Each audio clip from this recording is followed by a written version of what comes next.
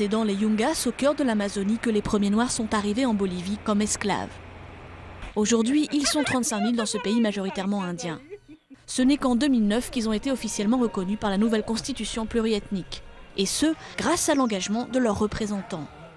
Intronisé par sa communauté, Julio Pinedo est considéré comme le dernier roi africain d'Amérique et descendant de Boniface du Congo. Cela signifie quelque chose d'important et de spécial, mais le problème, c'est qu'on ne sait pas le protéger ni le valoriser. Être noir en Bolivie n'est pas toujours facile.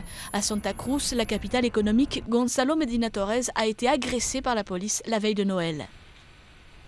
On lui reprochait d'avoir occupé illégalement un terrain pour se loger. Mais selon lui, c'est aussi parce qu'il était noir.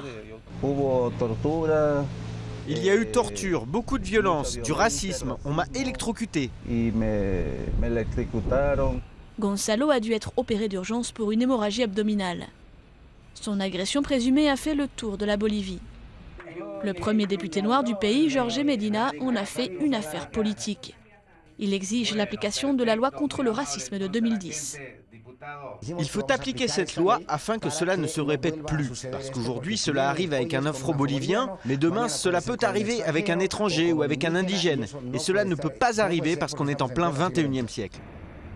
À La Paz, l'association Moku Sabol milite pour la reconnaissance de la communauté noire dans les statistiques. Comme dans le recensement de 2001, on n'a décompté qu'un seul afro-bolivien, un seul afro-descendant. On poursuit notre lutte pour être visible dans les statistiques. Invisible, et pourtant, les rythmes africains imprègnent profondément toute la culture bolivienne, un métissage dont le pays ne peut plus se passer.